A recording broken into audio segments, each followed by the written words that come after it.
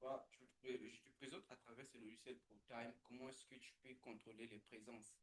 Parce que c'est aussi un élément important sur la gestion des ressources humaines.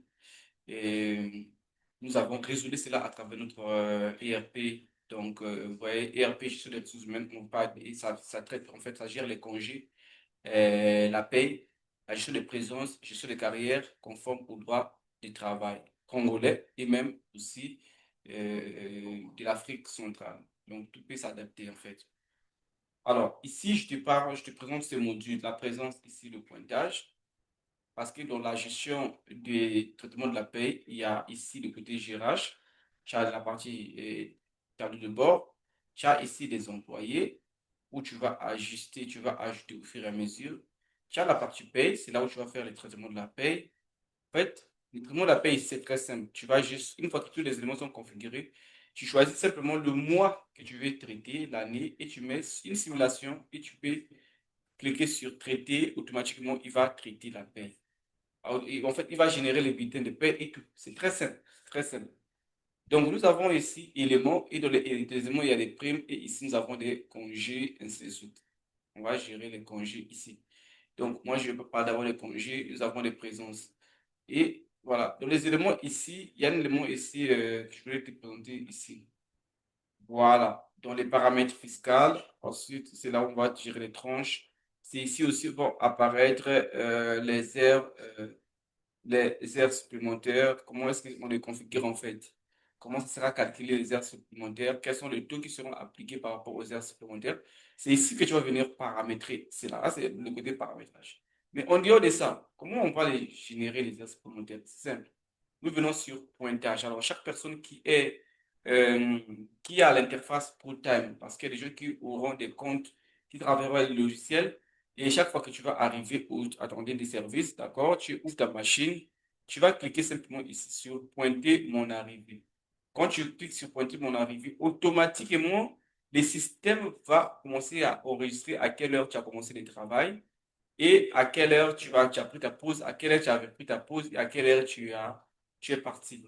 Et ce que tu vois ici, ça montre ici la géolocalisation. C'est-à-dire qu'il y a la possibilité ici de demander la position autorisée. Si je prends ici, par exemple, ici, je clique OK. Il faut toujours faire OK pour donner la position de là où tu as pointé. Comme ça, au niveau du manager, il va avoir les informations déjà consolidées de tout le monde, à quelle heure chaque personne est arrivée, à quelle heure chaque personne est ressortie de son lieu de travail. C'est très important. Le ERP là, c'est ERP qui gère tout ça là. Et à l'heure de la pause, maintenant, tu vas venir cliquer sur pause ici. Donc, ici, quand je clique ici sur pause, en ce moment-là, ça va commencer à enregistrer mon heure de pause. Tu vois, ici, on avait début de pause à telle heure.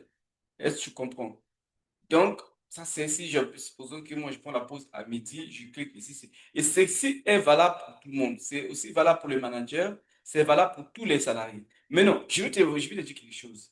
Maintenant, puis il y a un problème, c'est que tout le monde ne travaille pas avec l'ordinateur. Alors, c'est une entreprise, il y a des gens qui font un travail manuel, ils n'ont pas un contact avec l'ordinateur. Comment ils vont faire pour pointer? En ce moment-là, à cela, ils peuvent avoir une liste d'arrivée. En ce moment-là, le manager ou la RH va faire le pointage manuel de le système. Je vais te montrer ça. Donc, je te présente d'abord ici la pause. Et quand ma pause est terminée, je clique ici pour signaler que j'ai repris ma pause.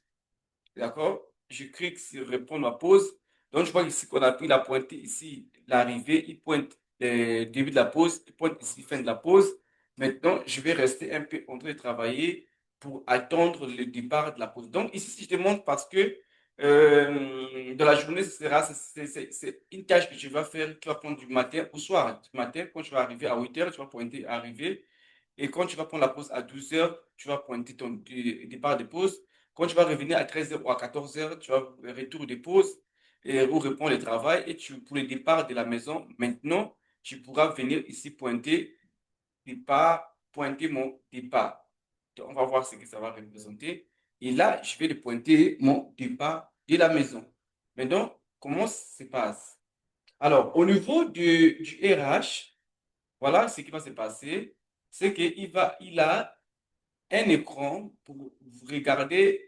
en fait les pointages de tout le monde par jour. Et ici, ils peuvent pointer manuellement comme ça chaque jour, ou ils peuvent faire une saisie manuelle ici. Mais non, moi, si je veux voir la journée d'aujourd'hui, en juillet, supposons que ici, je vais vers ici, c'était pointé, donc le pointage de cette dame, je fais pareil, Madame Elombe est arrivée, je fais aussi son pointage à même heure. Maïla est arrivée, donc je fais le pointage telle heure, l'heure qu'il est arrivé. Ensuite, je fais aussi le pointage ici pour ce monsieur, parce qu'il vient d'arriver. Est-ce que tu comprends? Je fais le pointage de celle-ci n'est pas encore arrivée et je fais le pointage de celle-ci. Est-ce que tu comprends? Une fois que cela est fait, on va patienter un tout petit peu, on verra comment ça va fonctionner. Pour les heures de pause, quand chacun va partir en pause, à supposons qu'ils doivent aller en pause, voilà, ça veut dire qu'ici, ça représente qu'il y a 6 agents en total, mais il y a 5 personnes qui sont présentes. Il y a un absent. Une absente qui est ici, Madame Enis Foubé, qui n'est pas pointée, donc elle n'est pas présente. En ce moment-là, je peux faire ici pause. Je peux faire ici pause. Je peux faire ici pause. Et enfin, celle-là vient d'arriver. Elle est arrivée, voilà, un peu en retard. Au finish, tout le monde est présent, mais il n'y a plus d'absence. Ensuite, je vais faire ici pause. Et bon, voilà, elle n'a pas la pause. Donc, et tous sont partis en pause actuellement, sauf celle-là qui va partir un peu aussi en pause ici. Et après la pause finie, je vais maintenant faire reprise de pause pour ceci, reprise de pause pour ça, reprise de pause, reprise de pause, reprise de pause. Ici, je peux mettre par exemple, Madame Ismaël va partir en pause. Et voilà. Donc, on va attendre encore quelques minutes encore pour voir comment ça va se comporter pour la fin des départs pour tout le monde. Alors, on va faire ici départ. Ça, c'est l'heure de départ. Tout le monde est arrivé, va partir. Départ, départ, départ et départ.